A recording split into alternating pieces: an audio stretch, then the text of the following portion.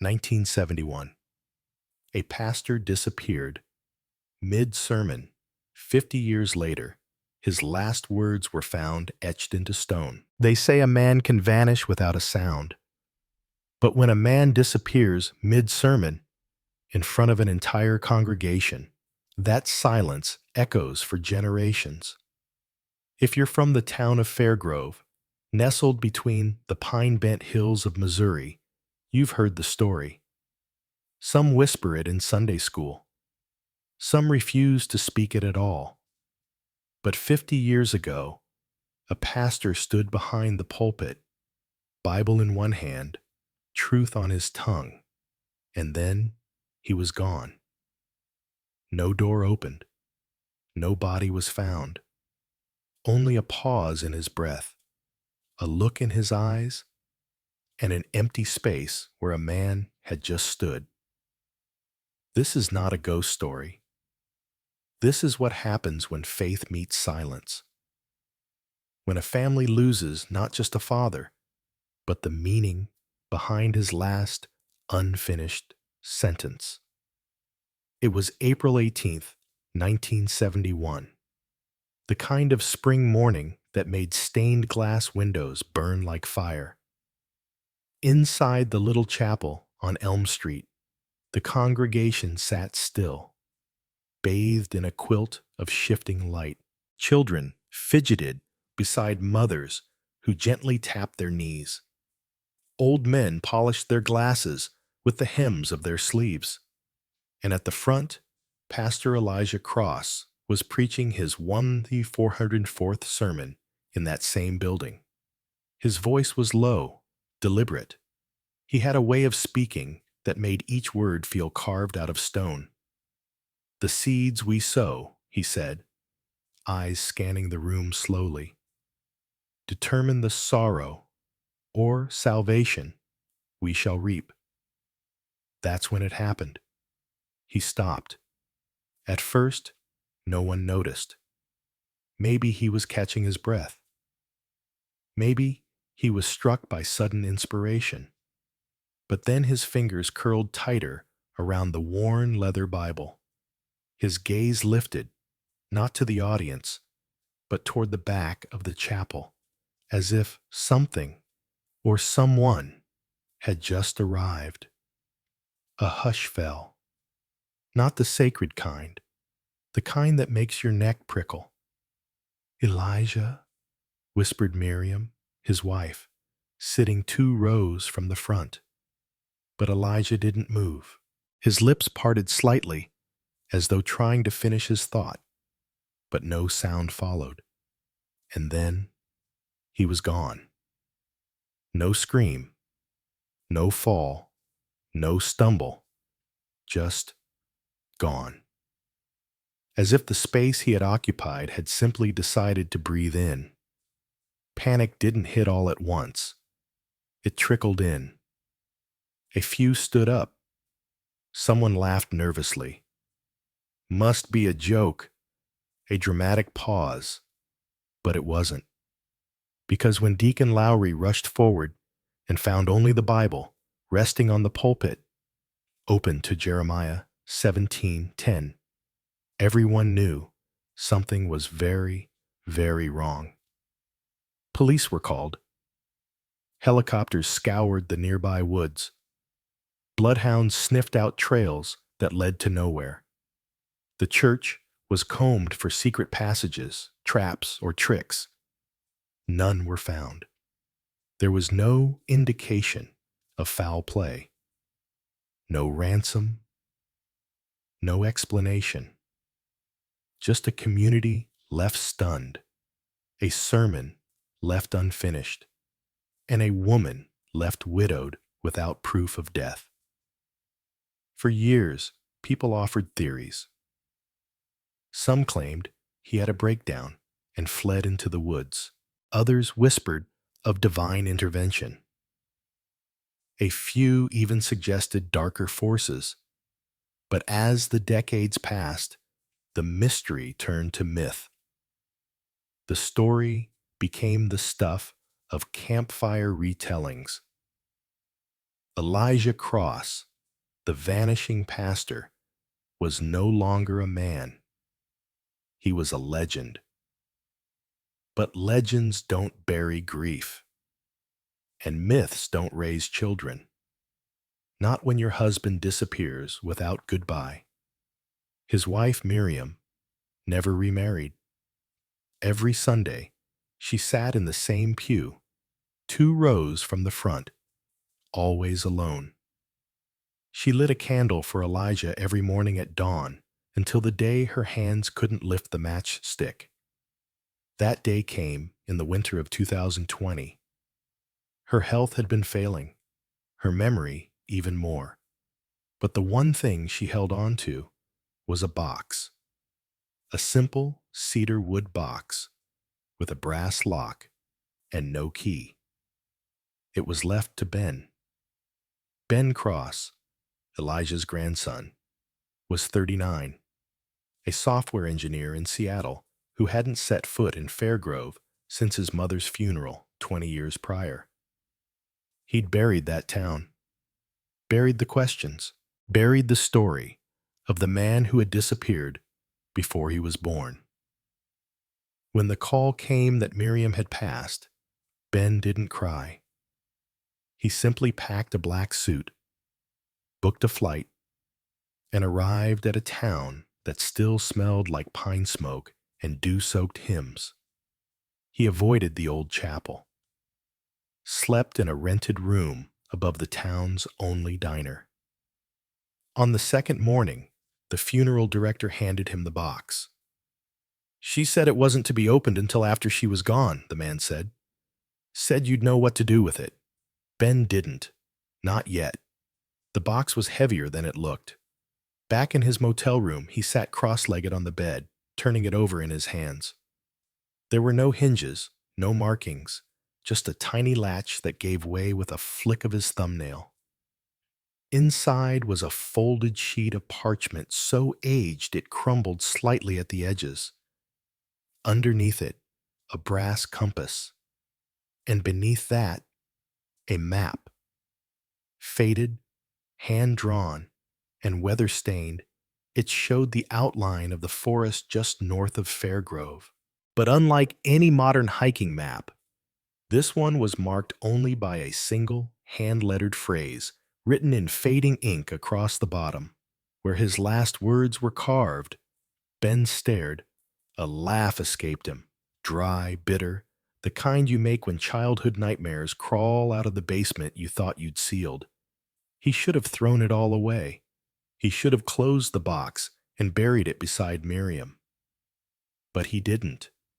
He ran his finger along the path marked in red, leading deep into the woods, past a stream, around a ridge, to a small clearing marked only by an X. He looked up. Through the cracked motel window, the pine trees swayed gently in the wind, whispering something he couldn't quite hear. Ben Cross wasn't a man of faith. Not in God. Not in stories. And certainly not in men who vanish into thin air. But the map was in his hand.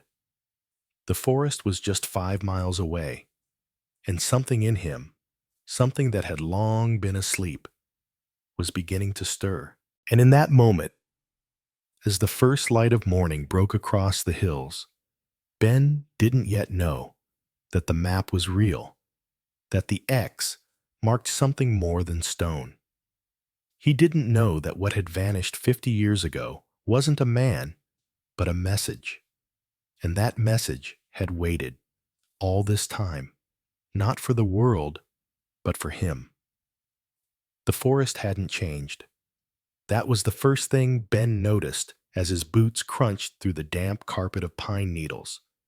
The trees still leaned like guardians, tall and lean, cloaked in moss and memory. The air was heavy with silence. Not the quiet of peace, but the kind that wrapped around your thoughts and squeezed. Every step felt like walking into a place that did not want to be remembered. The path from the map wasn't a real trail, more like a faded idea of one. But the compass in his hand spun gently, and he followed its pull with a strange resolve. The deeper he went, the more time unraveled. Cell service vanished. So did the hum of distant roads. All that remained was breath, birdsong, and the soft murmuring of wind sliding through branches like a forgotten hymn. It took him over an hour to reach the clearing. There, beyond a bend in the ridge, the trees opened like a mouth. The ground flattened, scattered with moss-covered stones, and a single, massive slab of granite angled like a crude altar. And on its face, barely visible through the lichen and age, were words. He didn't move for a long time. He stood still, heart pounding in his ears, staring at the etchings as if they might vanish if he blinked. The letters were jagged, uneven, carved by hand, not by chisel, but something duller. A pocket knife, maybe. They read, "He who forgives is granted peace. He who loves shall see the light." Ben stepped closer. The lines were shallow but deliberate. It had been written slowly, by someone with shaking hands. He reached out, ran his fingers across the grooves, and felt the grit beneath his skin. It wasn't a message for everyone. It was personal, like a whisper left in stone, waiting for someone who still cared enough to listen. He crouched by the rock, tracing the inscription again and again, as if hoping a new meaning might reveal itself. But there was only the stillness. The pine trees swayed in rhythm, casting shadows that flickered like candlelight across the surface. A moment later, the wind picked up, and something fluttered from the bushes nearby. He turned quickly. Half buried beneath a drift of leaves was an old tin canister, rusted at the edges, the lid warped from age. With both hands, Ben pried it open. Inside, a bundle of papers tied with a leather cord. His breath caught. Carefully, he lifted the pages out. Most were damaged by time, but one sheet had survived, pressed flat in the center of the stack. It was a journal entry, dated May 6th, 1971, barely 3 weeks after Elijah had vanished. The handwriting was unmistakable. The same slanted cursive he'd seen in his grandmother's letters. "They will call it madness. They will say I wandered. But this is not exile, it is awakening. I left, not because I lost faith, but because I found it again, unfiltered, unpaid, undiluted. The light never needed a building, it needed conviction." Ben felt his chest tighten. He sat back, the paper trembling in his grip, and tried to steady his thoughts. There was no explanation, no mention of where Elijah had gone or how he had survived. Just this declaration, bold and simple. He hadn't been taken. He had left, by choice. Suddenly, a twig snapped behind him. Ben froze. Slowly, he turned and saw an elderly man at the edge of the clearing, leaning on a cane, wearing a patched coat and a hat pulled low. "You found it," the man said, his voice gravel and smoke. "Took you long enough." Ben stood, heart racing. "Who are you?" "Name's Callum," the man replied. "Used to be a deacon, long time ago." Ben narrowed his eyes. "You knew my grandfather?" Callum stepped forward, limping slightly. I did, and I know what happened here better than most.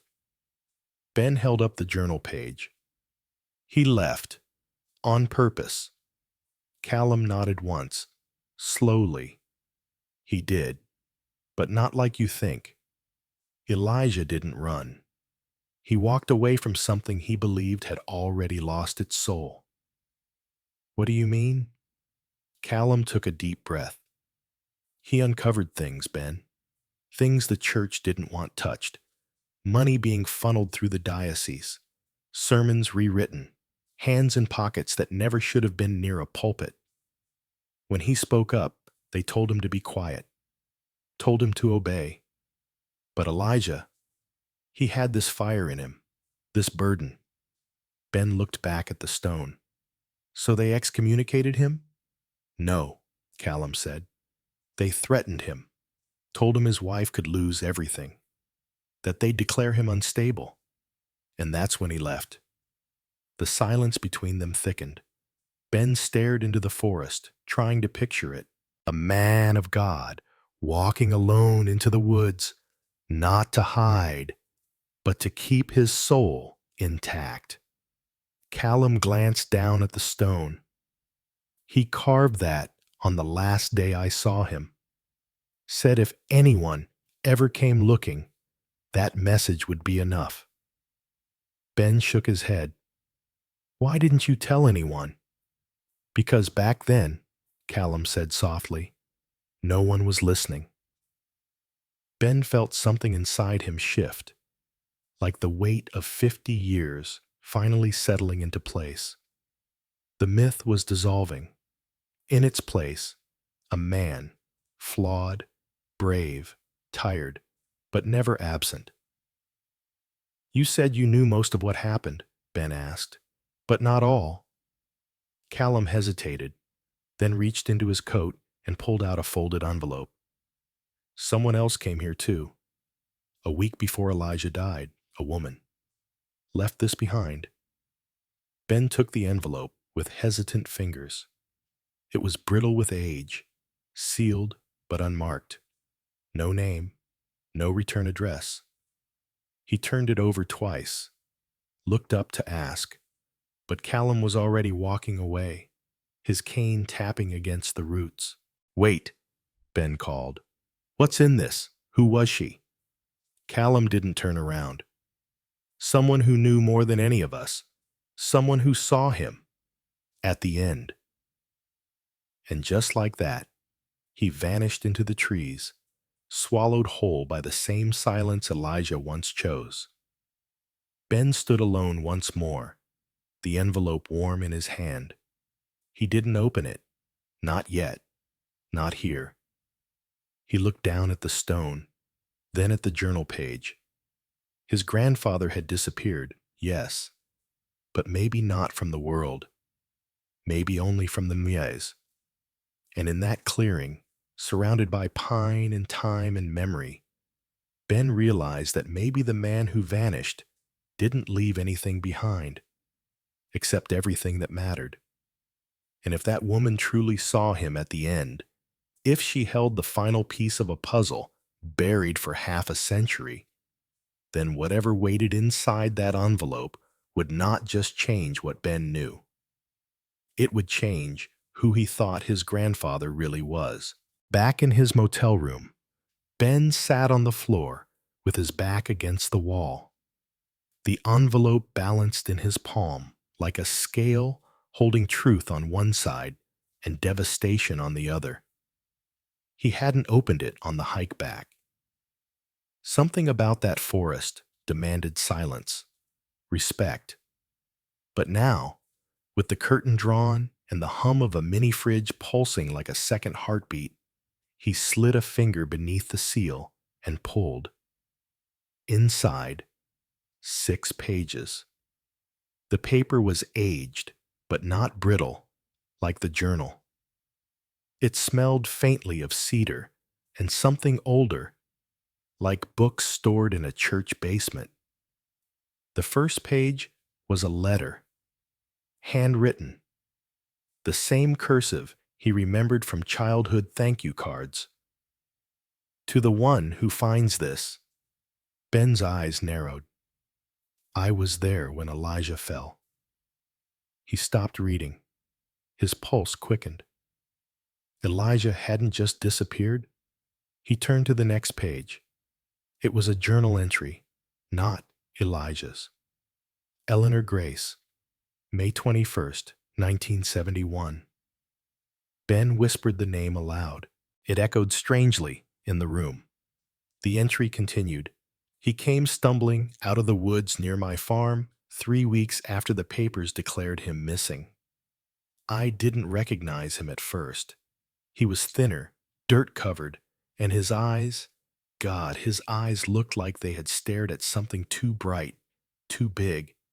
He collapsed at my fence and said one thing before passing out. Tell Miriam I couldn't stay.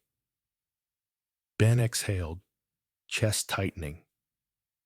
So he had tried to come back, but something or someone stopped him. The letter detailed how Eleanor, a retired nurse who lived alone on the edge of the national forest, had taken him in, how she'd kept his presence secret at his request.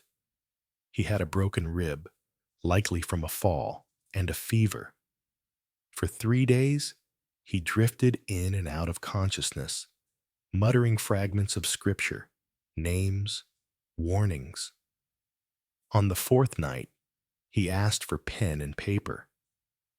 That's when the pages started. The remaining 3 sheets were scribbled messages, fragmented thoughts written during those fever-drenched hours.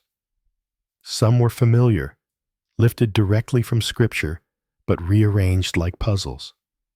Others were raw, deeply personal. The church is not a building. The light is not a ceiling lamp. It is breath in the mouth of the hungry, warmth in the coat of the poor. They told me silence was obedience. But silence, when truth is bleeding, is betrayal. I saw him, not in the steeple, but in the eyes of a man dying alone with no one praying for him. Ben read each line like it was being spoken directly into his marrow. Then came the final entry. The handwriting was weaker, more space between words, less ink. I do not know if these pages will be found, but if they are, know this. I did not leave God. I left the institution that used his name to build thrones and close doors. I left the stage, not the spirit. And if Ben ever reads this, tell him I didn't vanish. I surrendered. Not in defeat, but in clarity. Ben wiped at his eyes without realizing he was crying. He leaned back, head against the wall, the pages resting on his chest like weight and wings at once. A part of him had wanted the mystery, the romantic legend of the grandfather who vanished into thin air. But the truth was harder. It wasn't magic. It wasn't divine disappearance. It was a man who broke, and then, somehow, rebuilt. He folded the pages carefully, placed them on the desk, and stared at the ceiling. His mind drifted back to childhood, visits to Grandma Miriam's house, where a framed photo of Elijah stood on the mantel.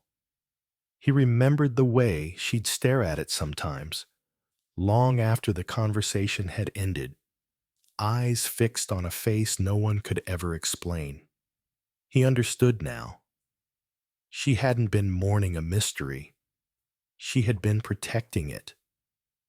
Because to speak the truth about Elijah Cross would have meant challenging the entire town's belief in what was holy, proper, sacred.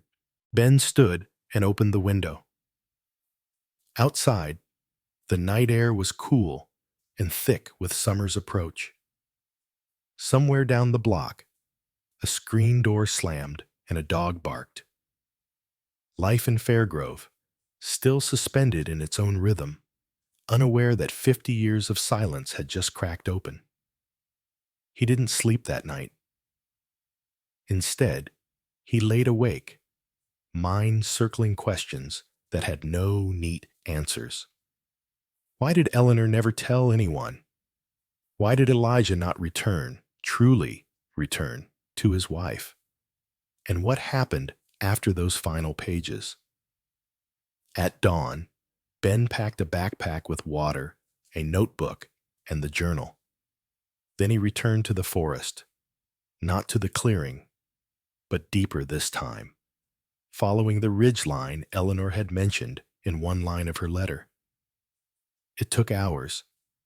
There was no trail, only instinct and compass and stubborn ache. But by noon, he found it, a shack, collapsed on one side, overtaken by vines and time, but unmistakably human-made. The door had no handle, only a crooked wooden plank leaning against it.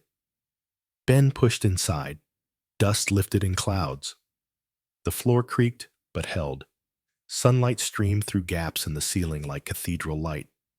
In one corner, a cot. In another, a makeshift desk, built from planks and prayer. And resting atop it, wrapped in faded cloth, was a thick book bound in leather. He approached with reverence, not fear. Unwrapping it, he saw the cover, blank, save for one word burned into the hide. Light. He opened the first page. It wasn't scripture. It wasn't doctrine. It was something else. A collection of reflections, thoughts, questions, truths that didn't need a pulpit. Ben sank onto the chair. The words felt alive. They weren't preachy. They weren't polished. They were painfully, achingly real. What if God is less interested in what we say about him, and more interested in how we love his people? I do not want to be remembered. I want to be forgiven. Ben sat there for hours, reading, breathing, changing. He didn't realize how long he'd been there until a shaft of sunlight shifted, revealing something scrawled on the wall above the desk, half hidden behind a drape of ivy. He stood and brushed it away. Etched into the wooden beam were the same words from the stone. He who forgives is granted peace. He who loves shall see the light. This had been more than a hiding place. It had been sanctuary. And Elijah Cross hadn't vanished to escape. He had vanished to build something that couldn't be seen, only felt. Ben stepped outside. The forest hummed gently. He didn't know what he would do with what he'd found. Not yet. But the story he had come to uncover wasn't over. Because someone else had known this place. Someone else had walked these woods, and their voice, buried in silence for 50 years, was about to rise. Ben didn't return to the motel that night. Instead, he built a fire just outside the broken-down shack and sat with the leather-bound book cradled in his lap like a sleeping child, pages still open, words glowing faintly in the light of crackling flames. The air smelled of pine sap and old wood smoke. Somewhere in the distance, an owl called out, soft and steady, like a question waiting to be answered. He didn't feel fear. He felt proximity, like he wasn't alone, not haunted, but witnessed, the kind of silence that only follows truth. At sunrise, after sleep came and went in ragged, dreamless fragments, Ben packed the journal, folded the leather cover back into its cloth wrapping, and began the long descent toward Fairgrove. This time, he didn't take the long road through the woods. He didn't need to. He knew now where to place his feet. He wasn't searching. He was carrying. Back in town, the world moved on like it always had. Children waited in front of the diner for Sunday school rides. A man swept leaves off the sidewalk in front of the general store. No one looked twice at him. To them, he was still just the stranger who had come home to bury a grandmother, a face vaguely familiar, a name from the past. But Ben's world had tilted. He went straight to the chapel. It was smaller than he remembered, not physically, but spiritually, like something inside the walls had grown hollow. He stepped through the doors and was hit by the smell of varnish, candle wax, and old hymnals. The pews were empty, except for one man kneeling near the altar, Reverend Mason. Ben's jaw clenched. He stood there for a full minute, just watching.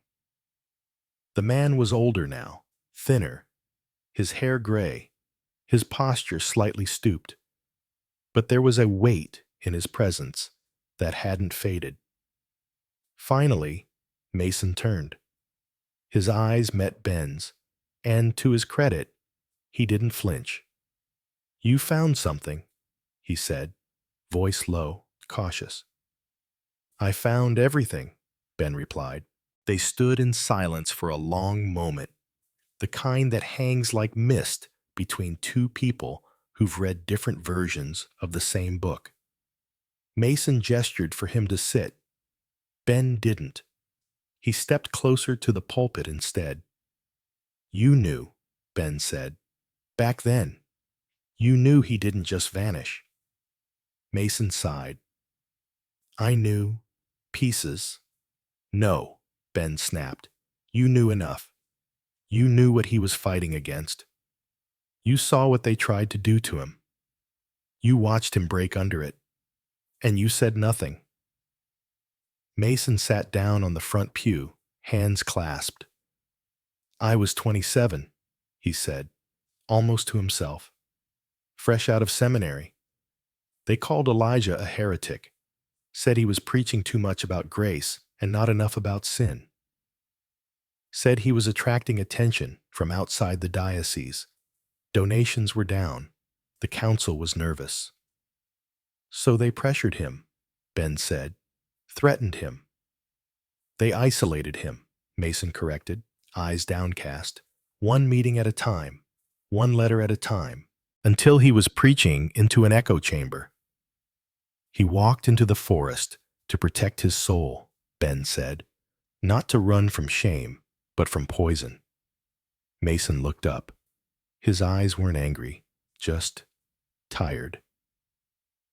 "You think I didn't ask myself every year what would have happened if I had gone after him?"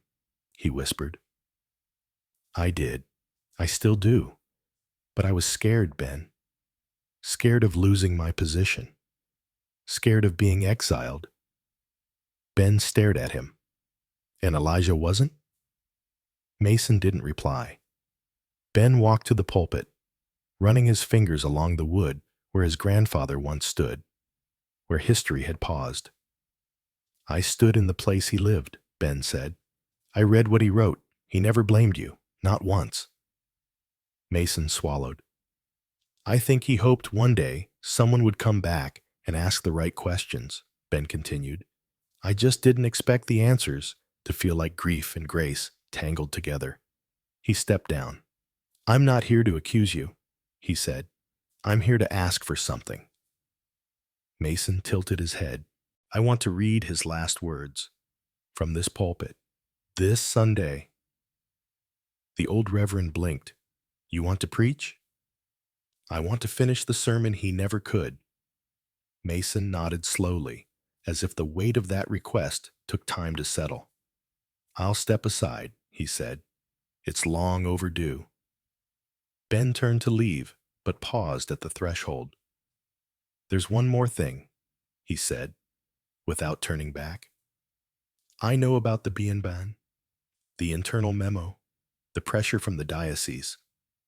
I know the church took money from political backers and rewrote sermons to match their narrative. Elijah found it, and he tried to warn you." "I know," Mason said softly. "I burned my copy, but it still burns me." Ben left the chapel and stepped into the morning light. Later that afternoon, as he was returning to the motel, a woman stepped into his path. She was maybe in her 70s, thin, face drawn, but bright-eyed. "Ben Cross?"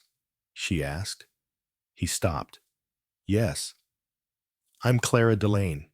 I used to be in your grandfather's Bible study." Before he vanished, Ben blinked.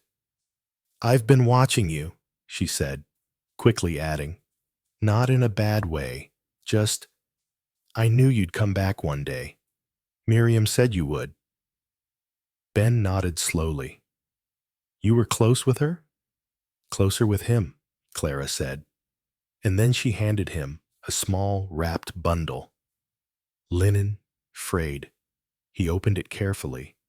Inside was a photograph, black and white, faded. It was Elijah, older, thinner, standing in front of the shack in the woods. His hand rested on the shoulder of a woman. Clara. Ben looked up, startled. "I visited him," she said, "many times after he left. I brought him food, bandages. We talked, we cried. I never told anyone because he asked me not to." Ben's voice was barely a whisper. "Why now?" Clara smiled through trembling lips. "Because I want you to know he wasn't alone. Not at the end. Someone believed in him. Someone stayed." Ben didn't cry. Not then. But something deep inside him softened. He thanked her, tucked the photo into his jacket, and walked back to his room, heart loud with something he hadn't felt since this began. Clarity. This wasn't just about a man who disappeared. It was about a man who chose truth over noise, integrity over comfort, silence over corruption. And now, Ben would speak the words Elijah never could, because some stories deserve to be finished. And some names, when spoken aloud again, become more than memory. They become light. Sunday came with soft gray clouds and a low wind that bent the trees but didn't break them. The town of Fairgrove stirred early. There was something unspoken in the air, an expectancy, fragile and humming, like the moment before the first note of a hymn. For the first time in 50 years, the parking lot behind Elm Street Chapel was full by 8 a.m. People came quietly, in coats and sweaters and pressed Sunday best. Older couples who had stopped attending long ago, mothers with toddlers, men with forgotten ties and memory-heavy eyes. There were no flyers, no announcements, just the whisper passed from mouth to mouth. He's going to speak. The boy, the one who came back. Inside, the chapel smelled like history. Every pew was filled, the creak of old wood groaning beneath the weight of remembrance. No organ played, no choir stood, just stillness. And then Ben stepped forward. He wore a black button-down shirt and jeans. No robe, no collar, no show. In his hands, the leather-bound book Elijah had written in that forest, its pages worn, its truths unpolished. He didn't stand behind the pulpit. He stood just in front of it. His voice, when it came, wasn't loud, but it was clear, and it carried. 50 years ago, my grandfather stood here and said the words, "The seeds we sow determine the sorrow, or salvation, we shall reap." He paused. Let the memory ripple across the faces watching him. And then he vanished. The crowd remained silent, not frozen, listening. For 5 decades, people told stories, ghost stories, conspiracy theories. Some said he was taken. Others said he ran. He looked down at the book in his hands. I came here to find out which was true. I didn't expect the answer to be something else entirely. He opened the journal, thumbed through the first few pages. My grandfather didn't vanish. He stepped away, not from faith, but from something that had stopped being worthy of it. A murmur stirred, hushed and unsure. He saw a system twisted by money, a message watered down by politics, a church that had begun to love power more than people. And rather than fight a war that would only destroy him, he walked into the forest and listened for God in the trees. Ben's voice cracked slightly, but he didn't stop. I found the place he lived. I read his words. I held the pages written by his hand, stained by time and silence. And I realized Elijah Cross didn't disappear. He looked up. He chose to live truthfully, even if it meant doing so alone. The air in the chapel thickened. Some looked down. Some blinked fast. One woman near the back held her husband's hand tightly, knuckles pale. Ben turned the page and began to read, not scripture, but one of Elijah's reflections.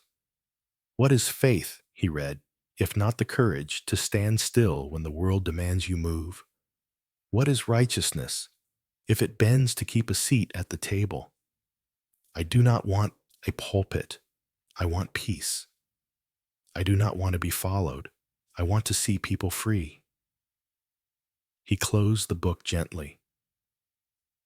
My grandfather never stopped believing, but he stopped believing in them.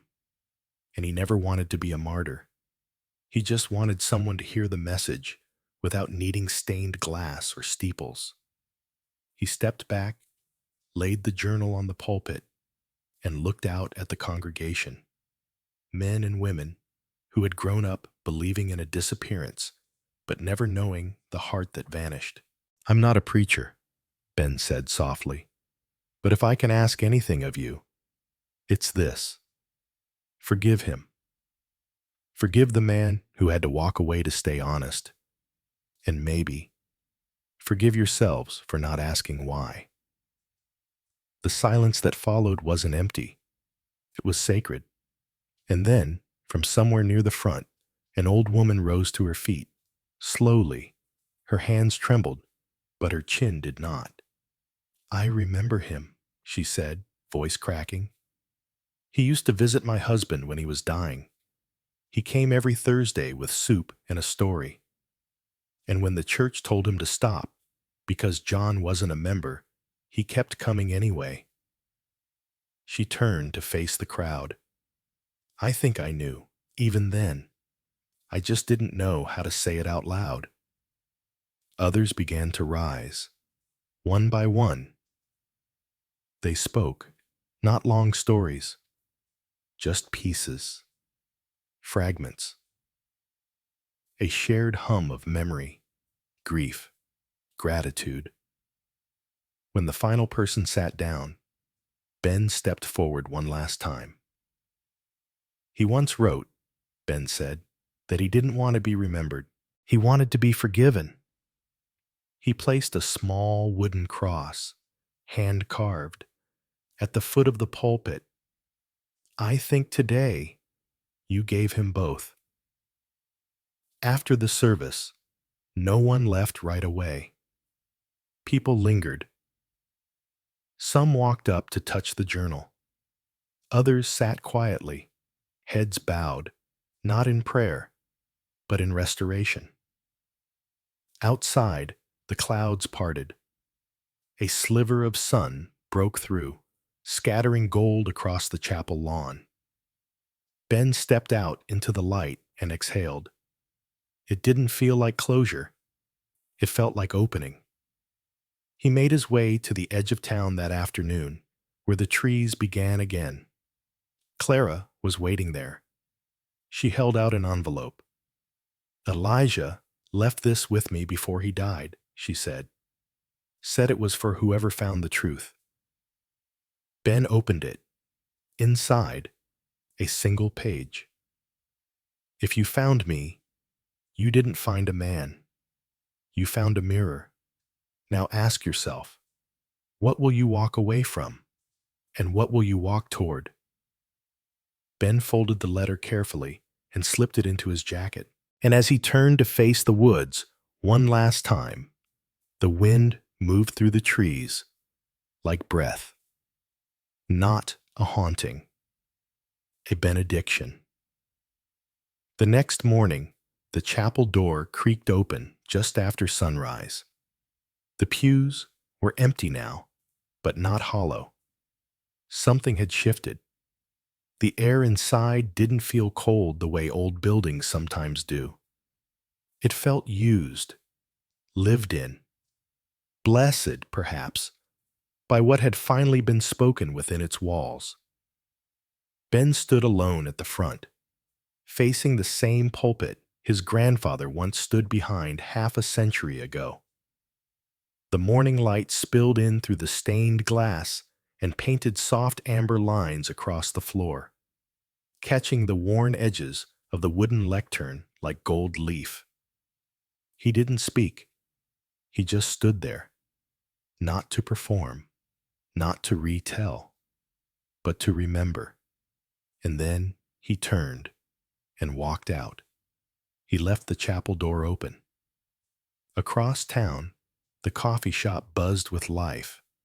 Strangers smiled. Neighbors waved. Conversations paused as Ben passed, some people nodding in quiet respect, others placing gentle hands on his shoulder as he moved through the street. No one asked questions. Not anymore. Word had spread of the journal, the shack in the woods, the reading at the pulpit. But it wasn't gossip now. It had become something else. A returning. Later that day, Ben met with the town council. They sat around the long table in the old courthouse. Same wood paneling, same dusty seal above the judge's bench. Ben laid out the leather-bound book and asked only one thing. "I want it preserved," he said, "not hidden, not locked away. I want people to read his words, not to worship them, but to question them, to remember that belief is not blind, it's brave." There were murmurs of hesitation at first, but then a voice from the far end of the table, an older woman with silver hair and tired hands, spoke. "I sat in this very room the day they called him unstable," she said quietly. "I didn't speak up then. I'd like to speak up now." The vote was unanimous. The town would create a small memorial site just outside the clearing where the stone stood. Not a statue, not a monument, a bench. A small wooden bench beneath the trees, beside the stone Elijah had carved, with a plaque that read, "To the ones who forgive, to the ones who love, to the ones who listen." The journal would be displayed in a glass case inside the chapel, available for anyone to read, alongside a single typed page that read, "These are not teachings, these are thoughts. Read them not to agree, but to see." 2 days later, under a sky brushed with early summer haze, Ben walked one final time into the forest. The air was different now, no longer pressing, no longer holding its breath. He found the clearing again, the stone now clean, the moss gently brushed aside.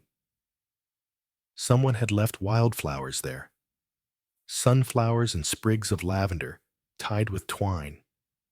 He didn't know who. Maybe Clara, maybe someone else. Didn't matter. He sat on the bench in silence. Birdsong filtered through the canopy. The forest was alive, but not watching him, not judging, just being. He took the folded photograph from his pocket, Elijah and Clara, standing outside the shack, both smiling in that quiet, unguarded way people smile when they no longer owe the world anything. Ben traced the image with his thumb. He thought about the word legacy, not as something grand, but something gentle, a meal delivered, a story read at a bedside, a truth whispered when no one is clapping. Elijah Cross had vanished from the world's sight, but not from its reach.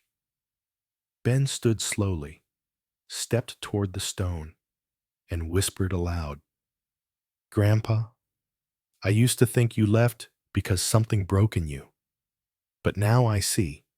You walked away because something woke up, and you chose to protect it." He placed the photo at the base of the stone, tucked under a flat rock, and then he turned, walked slowly back toward the path. As the forest thinned behind him, the trees opened to sky, and Fairgrove shimmered below, quiet, unchanged, and yet somehow softened. That night, Ben stood alone on the front steps of the chapel, watching dusk settle in. Reverend Mason stepped out beside him. Neither said much. But before parting, Mason offered one final thought. "You didn't just bring him back, Ben," he said. "You helped us see where we left him." Ben nodded. The door behind them stayed open. As stars began to blink overhead, Ben walked into the still evening with his hands in his pockets and peace where confusion used to live. Not all stories need to be solved. Some just need to be heard. And sometimes, what seems like a disappearance is really just someone stepping away so that we, those left behind, might finally learn how to return.